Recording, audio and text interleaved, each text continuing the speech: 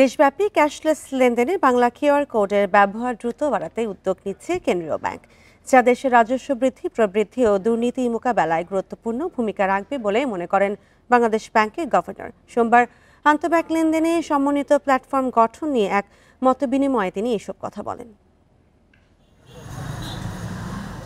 দেশে লেনদেনের অনেক ডিজিটাল মাধ্যম আসার পরও ব্যাংকিং খাতে প্রতি বছর 10% হারে নগদ অর্থের চাহিদা বাড়ছে। এই নগদ টাকা ছাপানো এবং ব্যবস্থাপনায় বছরে খরচ হচ্ছে 20,000 কোটি টাকা। তাই নগদ নির্ভরতা কমিয়ে আনতে চায় সরকার। কয়েক বছরের মধ্যে বাংলাদেশ ব্যাংক ডিজিটাল লেনদেন প্রান্তিক পর্যায়ে নিতে চায়। এজন্য একটি লেনদেন ব্যবস্থা গড়ে উঠবে।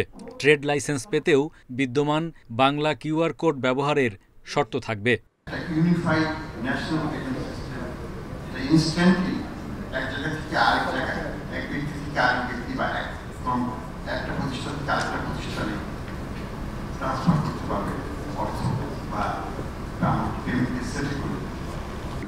বাংলাদেশ ক্যাশলেস অর্থনীতিকে নিয়ে যেতে হবে, তাহলে আমাদের অর্থনীতি প্রবৃদ্ধিও বাড়বে, আমাদের রাজস্ব বাড়বে এবং আমাদের জননিরাপত্তাও বাড়বে।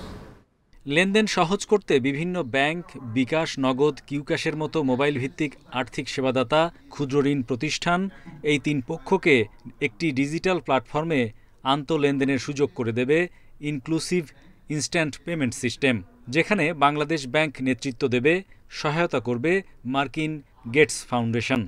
এটা কোনো লোন না বা ইউজুয়ালি কোনো ইনভেস্টমেন্ট না, এটা জাস্ট আমরা টাকাটা বিভিন্ন দেশকে বিভিন্ন কারণে সহায়তা করার জন্য জাস্ট গ্র্যান্ট হিসাবে দিই।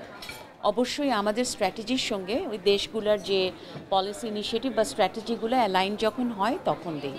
তো এক্ষেত্রে বাংলাদেশ ব্যাংক টেকনিক্যাল লিডটা নেবে, আমাদের দিক থেকে ফান্ডিং এবং অল আদার সাপোর্ট আসবে।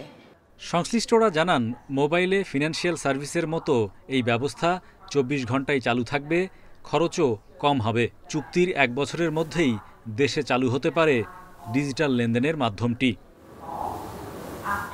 Hari Saha, independent news, Dhaka.